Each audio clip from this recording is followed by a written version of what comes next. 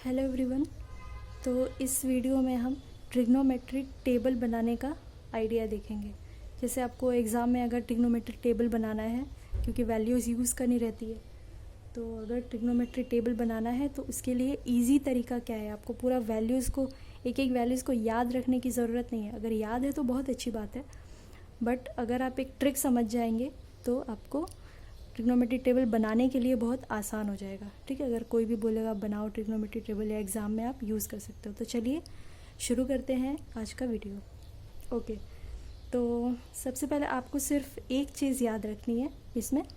तो देखिए, मैं बनाने के लिए सबसे पहले क्या करती हूँ, 0 1 2 3 4 इतना आप लिख लीजिए। ठीक है, उसके बाद इन सबको आप डिवाइडेड बाई 4 कर दीजिए।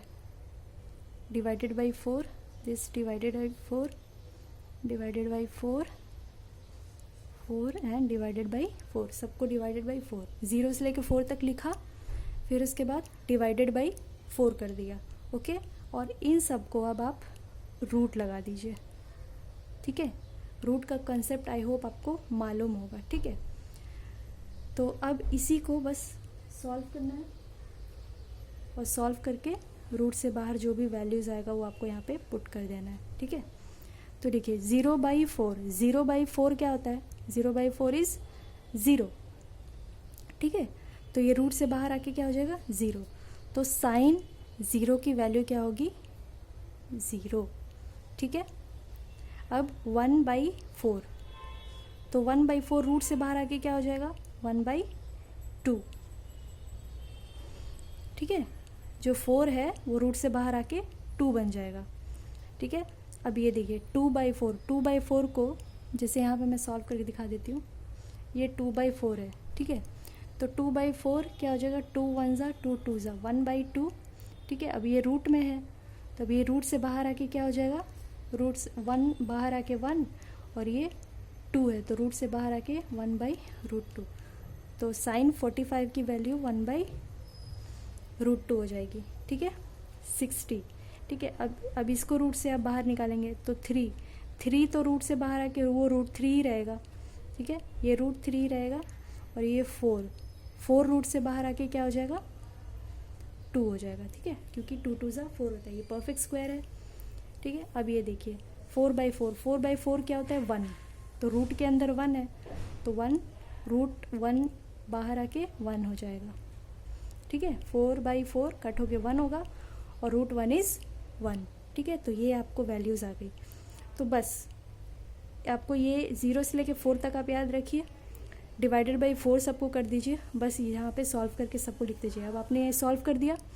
अब कॉस की वैल्यू हम कैसे रखेंगे, कॉस की वैल्यू बस ये रिवर्स ऑर्डर में, ये सारी वैल्यूज़ रिवर्स ऑर्डर में। जैसे ये 190 है तो 1 यहाँ पे कॉस 0 की वैल्यू हो जाएगी, ये इधर आ जाएगा, √3/2 ये इधर आ जाएगा, 1/√2 ये यहाँ पे आ जाएगा हाफ, तो ये 0 इधर आ जाएगा। ठीक है, हमने ऐसे लिख दिया, बस इसको रिवर्स ऑर्डर में यहाँ पे आपको कॉस की वैल्यू मिल जाएगी। ठीक है, अब टैन आपको टैन का फॉर्मूला जो होता है साइन बाई कॉस होता है। ठीक है, sine by cos is tan. ठीक है, अगर जो टैन थीटा होता है ना, थीटा एंगल है, तो sine theta by cos theta होता है। ठीक है, तो साइन थीटा टैन होता है साइन बाई कॉस, सबको डिवाइड करना है, बस 0/1। ठीक है, साइन बाई कॉस टैन होता है, तो 0/1 इज़ 0। ठीक है, 1/2 डिवाइडेड बाई √3/2, तो आपको क्या हो जाएगा, ये 2 और 2 कैंसिल हो जाएगा और 1/√3 आ जाएगा। ठीक है, 1/√3, 1/2 divided by 1/2, this upon this, तो ये क्या आ जाएगा, 1 आ जाएगा। ठीक है, √3/2 डिवाइडेड बाई 1/2। आई होप आपको ये समझ में आ रहा होगा। यहाँ पे देखिए √3/2 डिवाइडेड बाई 1/2, तो इसको आपको पता ही होगा कैसे करते हैं, √3/2 मल्टीप्लाई 2/1। ठीक है, 2/1 ये मल्टीप्लिकेशन में चेंज होता है तो ये रेसिप्रोकल हो जाता है। तो 2/1, ठीक है, 2 और 2 कैंसिल हो जाएगा तो √3/1, √3/1 is √3 and here 1 divided by 0, 1 divided by 0 is not defined, ND, not defined, ठीक है। Anything divided by 0 is not defined because 0 का कोई टेबल नहीं होता है, इसलिए ये नॉट डिफाइंड आ जाएगा, ठीक है। अब आपको ट्रिग्नोमेट्रिक रेशियोज़ का जो बेसिक है वो तो पता ही होगा, जो कि मैंने पहले वीडियोस में बताया, शुरुआत के ही ट्रिग्नोमेट्री का जो फर्स्ट वीडियो है, सेकंड वीडियो है, उसमें एक्सप्लेन किया है, ठीक है। आपको रेसिप्रोकल पता है, साइन का रेसिप्रोकल होता है कोसेक, कॉस का रेसिप्रोकल होता है सेक, टैन का रेसिप्रोकल होता है कॉट, ठीक है। तो अब कोसेक का वैल्यू कैसे लाएंगे, साइन के हेल्प से। तो साइन ये 0 है, साइन 0, 0 मतलब 0/1 है, डिनोमिनेटर में कुछ नहीं है मतलब 1 है, तो 0/1 है, तो उसको रेसिप्रोकल आप करेंगे तो क्या हो जाएगा 1/0, ठीक है। तो कोसेक ए की वैल्यू 1/0, और मैंने क्या बोला, anything divided by 0 is not defined, ठीक है। तो ये 0/1 है तो ये 1/0 हो जाएगा, 1/0 इज़ नॉट डिफाइंड, तो कोसेक ए की वैल्यू नॉट डिफाइंड आई। वैसे ही कोसेक 30 की वैल्यू, कोसेक 30 की वैल्यू क्या करना है, ये वैल्यू को आपको रेसिप्रोकल कर देना, 1/2, 1/2 का रेसिप्रोकल क्या हो जाएगा 2/1, 2/1 इज़ 2, ठीक है। इसका रेसिप्रोकल कर दीजिए तो 45 की वैल्यू मिल जाएगी, 1/√2, तो रेसिप्रोकल करेंगे तो √2/1, तो ये मिला √2, ठीक है। इसको रेसिप्रोकल करेंगे तो क्या होगा 2/√3, तो 2/√3, ठीक है। 1 को रेसिप्रोकल, 1/1 को रेसिप्रोकल करेंगे तो सेम 1/1 ही मिलेगा, 1/1 इज़ 1, ठीक है। तो साइन के हेल्प से कोसेक की वैल्यू आ गई, क्योंकि साइन का रेसिप्रोकल कोसेक होता है, ठीक है। अब कॉस, कॉस का रेसिप्रोकल, कॉस का रेसिप्रोकल सेक होता है, तो जितनी भी कॉस की वैल्यूज़ है सबको रेसिप्रोकल कर दो तो आपको सेक की वैल्यू मिल जाएगी। 1 है तो 1/1, 1/1 को रेसिप्रोकल करेंगे 1/1 ही मिलेगा, 1/1 इज़ 1, ठीक है। इसको रेसिप्रोकल करिए, √3/2 रेसिप्रोकल करेंगे 2/√3,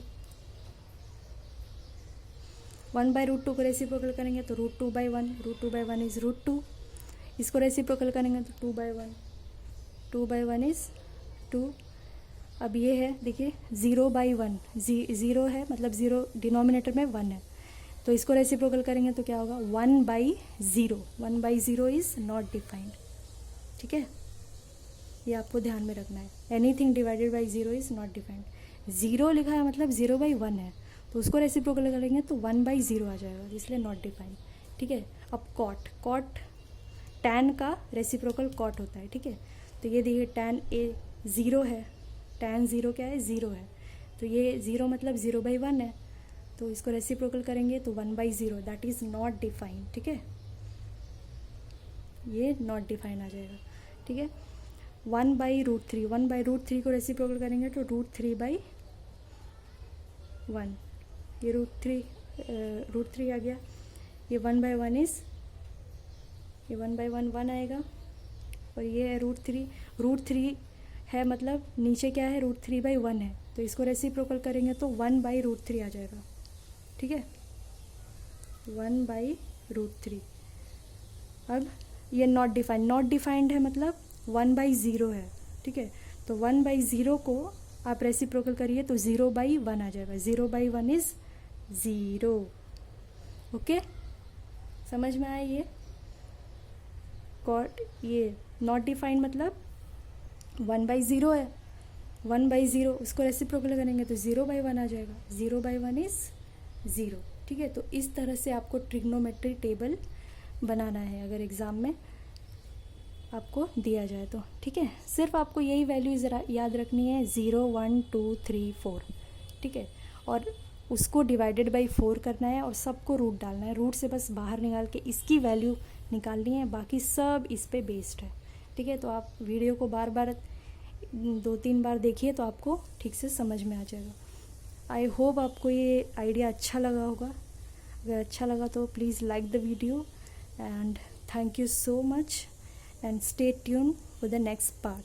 Thank you.